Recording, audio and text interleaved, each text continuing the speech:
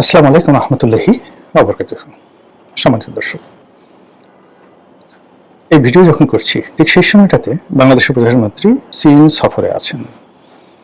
তার এই সফরটি কৌশলগত দিক থেকে বাংলাদেশের জন্য অত্যন্ত গুরুত্বপূর্ণ এবং এই রিজনে চীনের যে স্বার্থ সংশ্লিষ্ট বিষয়াদি রয়েছে সেগুলোর দৃষ্টিতে অত্যন্ত গুরুত্বপূর্ণ। এই মুহূর্তে বাংলাদেশ চীন থেকে যে ঋণ নিয়েছে সেই ঋণের পরিমাণ মোর দ্যান 13 থেকে 14 বিলিয়ন ডলার। এককভাবে চীন আমাদের কাছে এই টাকাটা পাবে। আমাদের মোট বিদেশি ঋণ হলো 120 বিলিয়ন ডলার। তার মধ্যে কেবলমাত্র চীনই এখানে যদি 12 বিলিয়ন ডলার আমাদের কাছে পায়, তাহলে আমাদের টোটাল ঋণের 10%, এই যাবৎ আমরা 70 থেকে এই পর্যন্ত 71 থেকে এই পর্যন্ত যত ঋণ করেছি, তো সেই ঋণের যেটা স্থিতি এটি এসে এখন দাঁড়িয়েছে 1 লক্ষ মানে 120 বিলিয়ন ডলার। 120 বিলিয়ন ডলারের মধ্যে অ্যাভারেজে যদি 12 বিলিয়ন ডলার, এটা 2-1 বিলিয়ন ডলার কম বেশি হতে পারে। তো এই 12 বিলিয়ন ডলার চীন আমাদের কাছে পাবে, এটার পেমেন্ট রিপেমেন্ট। এর বাইরে আমাদের অর্থনীতি রিকনস্ট্রাকশন, অন্যান্য সব মিলিয়ে অ্যাটলিস্ট এই মুহূর্তে 3 বিলিয়ন ডলার আমাদের নগদ দরকার, যেটি আশা করছি আমরা চীন থেকে সেটি পাবো। 2 নম্বর হলো যে আমাদের যে ব্যবসা বাণিজ্য যেখানে রয়েছে, অবকাঠামোগত উন্নয়ন, সেখানে আরো প্রায় 20 থেকে 25 বিলিয়ন ডলারের একটা লং টার্ম ইনভেস্টমেন্ট আমাদের দরকার। শেখ হাসিনার জামানাতে এরকম একটা প্রথম যখন সেখানে গেলেন, কথা হয়েছিল যে 40 বিলিয়ন ডলার চীন বাংলাদেশে ইনভেস্ট করবে এবং সেই 40 বিলিয়ন ডলার পর্যায়ক্রমে ইনভেস্ট করবে। এটি আমরা খুব আনন্দ মেতেছিলাম, কিন্তু চীন এর বিনিময়ে যে শর্তগুলো দিয়েছিল, আওয়ামী লীগ সরকার সেই শর্তগুলো একটাও পূর্ণ করেনি, ফলে চীনের সেই বিনিয়োগ আসেনি। অধিকান্ত চীন শেখ হাসিনার জামানার একদম শেষ সময়টা পর্যন্ত পৃথিবীতে যদি 1 নম্বর তাকে কেউ সমর্থন দিয়ে থাকে, ইভেন বেটার দ্যান ভারত, সেটি চীন দিয়েছে। তারা আনকন্ডিশনালি শেখ হাসিনাকে টাকা দিয়েছে। বলা হয়ে থাকে যে 2018 সালের যে নির্বাচন, সেই নির্বাচনে সত্য মিথ্যা আমি আগে বলে নিচ্ছি, আমি সেই নির্বাচনে প্রার্থী ছিলাম। তো সেই নির্বাচনে ভারতের সঙ্গে বিএনপির একটা নেগোসিয়েশন হয়েছিল, ভারতের সঙ্গে আওয়ামী লীগের একটা নেগোসিয়েশন হয়েছিল। তাতে বলা হয়েছিল যে বিএনপি নির্বাচনে অংশ নেবে, একটা সার্বজনীন চমৎকার একটি নির্বাচন হবে এবং বিএনপিকে 80 থেকে 85টি সিট দেওয়া হবে, যেভাবে এবার 70 থেকে 78 বা 80টির মতো সিট জামাত পেয়েছে। দেখেন কোনো টু শব্দ হচ্ছে না। তো ওই রকম একটা যদি অবস্থা 2018 সালে হতো, জামাত এবং বিএনপিকে যদি 80টা সিট আওয়ামী লীগ দিত, তাহলে 5টি বছর আওয়ামী লীগ সগর্বে সুন্দরভাবে থাকতে পারত এবং এখন ভারতের যে বদনাম হচ্ছে সেই বদনামটা হতো না। এবং এই কাজটি ভারত প্রাণান্ত চেষ্টা করেছিল, কিন্তু শেষের দিকে একেবারে নির্বাচনের 3-4 দিন আগে শোনা কথা, চীনের গোয়েন্দা সংস্থাগুলো প্রশাসনে অ্যাটলিস্ট 3,000 কোটি টাকা, কেউ কেউ বলে 30,000 কোটি টাকা, কেউ বলে 3,000 কোটি টাকা, এটি যে নির্বাচন হয়েছিল 2018 সালে, তার 2 থেকে 3 দিন আগে প্রতিটি থানা, উপজেলা, জেলাতে এই টাকাটা চীন বিনিয়োগ করে। বিনিয়োগ করে ওই নির্বাচনে ভারত যেভাবে চাচ্ছিল সেটাকে উল্টে দেয়। উল্টে দিয়ে যে নির্বাচন হয়, সেখানে 6 থেকে 7টি সিট বিএনপিকে দেওয়া হয় এবং সারা বাংলাদেশে যে পরিবেশ পরিস্থিতি তৈরি হয়, তাতে করে আওয়ামী লীগ আজীবনের জন্য পচে যায়, ভারত আজীবনের জন্য বিএনপির কাছে বিশ্বস্ততা হারায়। এরকম একটা পরিস্থিতি তৈরি করে বলা হয়ে থাকে এটা চীনের যে একটা ফাঁদ, এই ফাঁদে শেখ হাসিনা পড়েছিলেন, যেটা তার ইচ্ছা ছিল না। এবং নির্বাচনের পর 18 সালের নির্বাচনের পরে শেখ হাসিনা ওয়াজ সারপ্রাইজ মোর দ্যান এনিথিং। এই বছর যদি আপনি ধরেন রেজাল্ট দেখে 211 সিট দেখে বিএনপির লোকজন, ইনক্লুডিং মিস্টার তারেক রহমান, তিনি যে আশ্চর্য হয়েছেন। একইভাবে 2008 সালে যে নির্বাচন হয়েছিল, সেই নির্বাচনের ফলাফল দেখেও কিন্তু শেখ হাসিনা অবাক হয়েছিলেন। তিনি সংখ্যাধিক্য আশা করেছিলেন, অর্থাৎ হয়তো 152, 155, বড়দের 160 এরকম সিট হবে, কিন্তু 2/3 ভোট মেজরিটি পাবে, এটা শেখ হাসিনা কল্পনা করেন। এবং উনি ওনার প্রথম যে সংসদীয় বৈঠক, সেই বৈঠকে তিনি আমাদের যারা নতুন এমপি আমাদেরকে দাঁড়াতে বলেছিলেন। উনি আমাদের সবাইকে দেখে ঠিক মাথায় হাত দিলেন যে আল্লাহ, এটা কি করে সম্ভব, আমি তো এটা আশাই করিনি। জনাব তারেক রহমান সাহেব সে কথাটা হয়তো বলেননি কারোর সাথে এইভাবে, কিন্তু তিনিও মনে মনে চিন্তা করছেন যে 211টা সিট কি করে এলো, এইভাবে তো হওয়ার কথা নয়।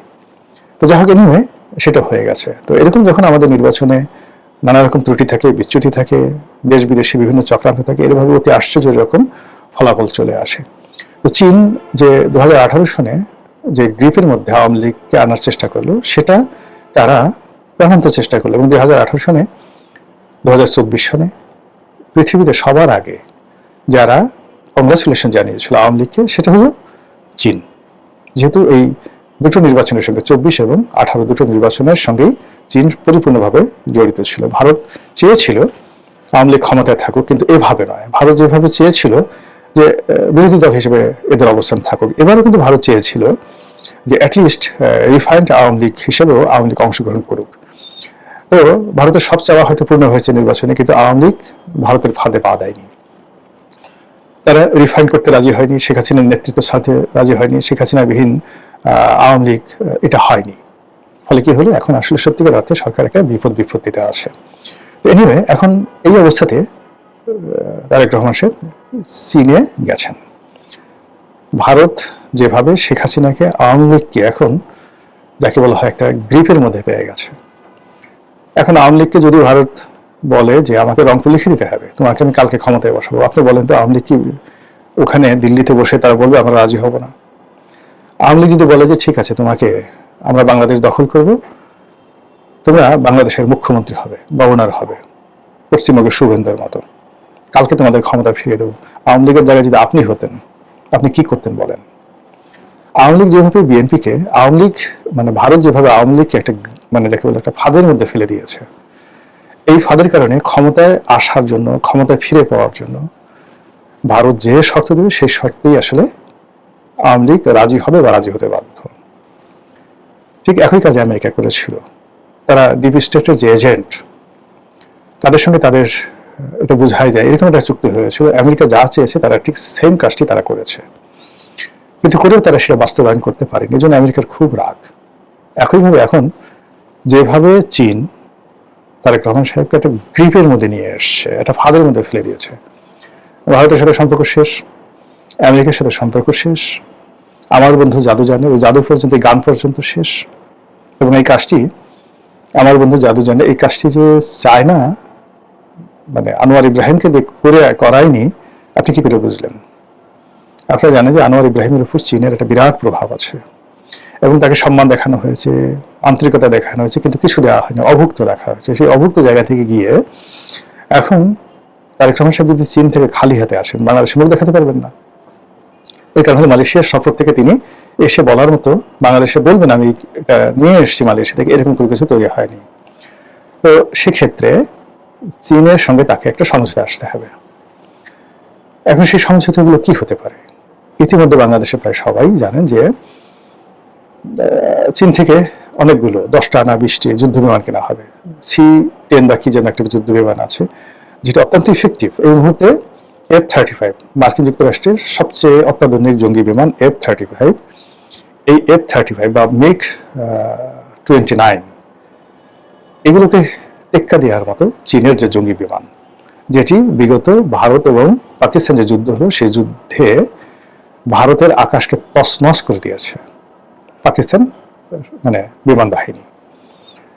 এবং এই যুদ্ধ বিমানগুলোর কারণে তড়িঘড়ি করে ডোনাল্ড ট্রাম্পের একেবারে হাত ধরে ভারত বলতে গেলে একটা যুদ্ধবিরতি পাকিস্তানের সাথে করতে রাজি হয়েছে, এবং এই যুদ্ধে পাকিস্তানের জয়লাভের কারণে আজ ওসিম মুনির সে দেশের ফিল্ড মার্শাল, এবং সেই যুদ্ধ বিমানগুলো বাংলাদেশে দেওয়া হচ্ছে।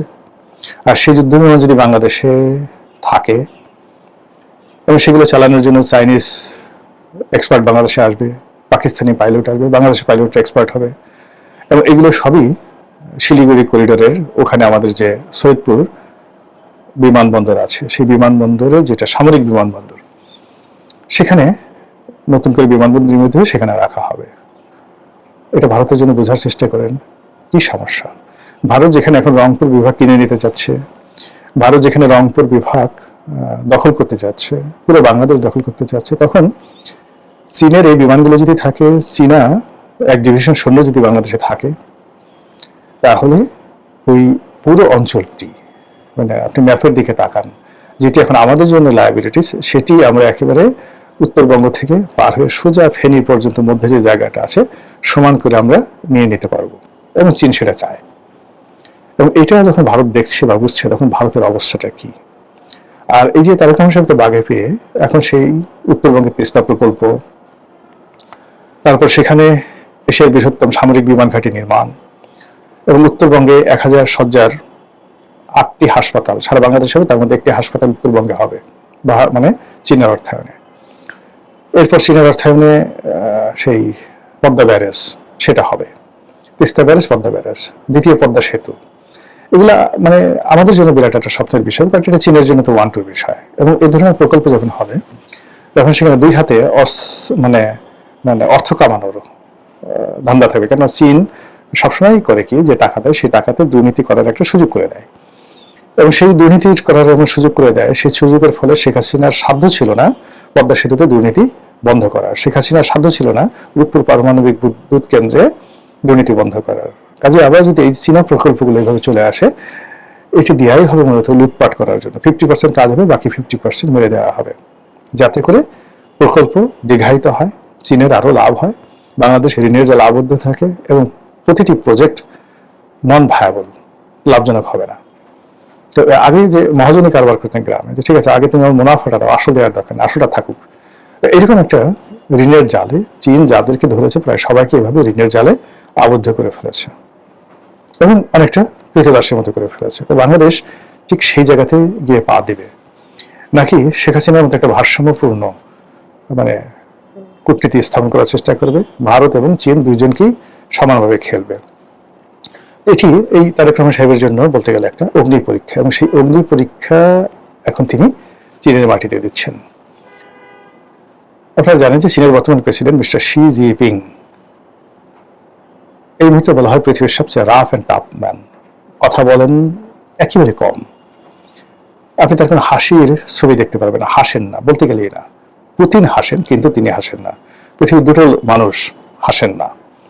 এক নম্বর হলো রাশিয়ার যিনি পররাষ্ট্রমন্ত্রী রয়েছেন মিস্টার লাভরভ, তার কোনো হাস্যজ্জ্বল আপনি ছবি দেখতে পাবেন না। আর এই যে মিস্টার শি জিনপিং, তিনিও হাসেন না, এবং যারা হাসেন না তাদের মতো ডেঞ্জারাস মানুষ আর পৃথিবীতে নেই। এবং তিনি যেভাবে বড় হয়েছেন, যেভাবে ক্ষমতায় এসেছেন, এই ক্ষমতার পেছনে বহু নিষ্ঠুরতা রয়েছে, বহু ত্যাগ রয়েছে, তিতিক্ষা রয়েছে, সংগ্রাম রয়েছে, লড়াই রয়েছে, এবং তিনি যেটি হাত দিয়েছেন সেটি সফল হয়েছে। এবং তিনি তার নিজের ক্ষমতা এই মুহূর্তে পৃথিবীর সবচেয়ে ক্ষমতাধর প্রেসিডেন্ট মিস্টার শি।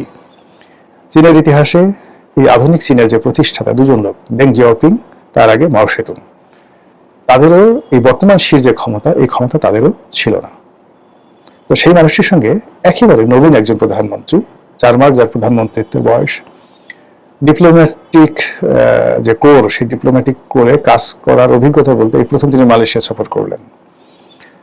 এর বাইরে তার যে অভিজ্ঞতা, এই বাংলাদেশে আসার পর রাষ্ট্রদূত পর্যায়ে ছিল, কিন্তু বাংলাদেশে আসার আগে তিনি যে লন্ডনে ছিলেন, কখনো কোনো রাষ্ট্রদূত পর্যায়ের লোকের সঙ্গে এইভাবে ডিপ্লোম্যাটিক মিশনে তিনি বৈঠক করেছেন এই দৃশ্য আমরা দেখিনি। ফলে সেই ভারী মানুষটি, পৃথিবীর সবচেয়ে ভারী মানুষটি মিস্টার শি, তার সঙ্গে আমাদের প্রধানমন্ত্রী যখন বসে আলাপ আলোচনা করবেন, সেখানে যে ফলাফল, সেটা ফলাফল কি হবে এটি নিয়ে যথেষ্ট আতঙ্কের কারণ আছে।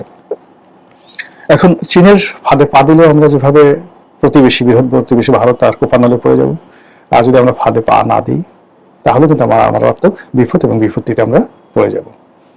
কাজে এই পরিস্থিতিতে কি হবে যখন একটা দেশ সত্যিকার অর্থে এরকম একটা সংকটময় অবস্থায় পৌঁছে যায়? গত সেই 2014 থেকে আমাদের কিন্তু এই জাতীয় সংকট শুরু হয়েছে। তো এই সংকট মানে চলতে থাকে, অত অ্যাটলিস্ট 20 বছর 30 বছর না হলে সংকট যায় না। এখন যে পর্যায়ে আসছি তাতে আমাদের বিরাট কোনো ক্ষতি ছাড়া আমরা আসলে এখান থেকে ইউটার্ন নিতে পারবো, এটা বলতে গেলে অসম্ভব। আল্লাহ ভালো জানেন, প্রধানমন্ত্রীকে সসম্মানে মর্যাদা সহকারে বাংলাদেশে ফেরত আনুন, চীনের সাথে সম্পর্ক হোক, সঙ্গে সঙ্গে ভারতের সাথে সম্পর্কটা থাকুক। আমরা কারো দাসত্বের শৃঙ্খলে যেন আবদ্ধ না হই। মহান আল্লাহ আমাদেরকে সেই তাগত বা শক্তি দান করুন। আসসালামু আলাইকুম।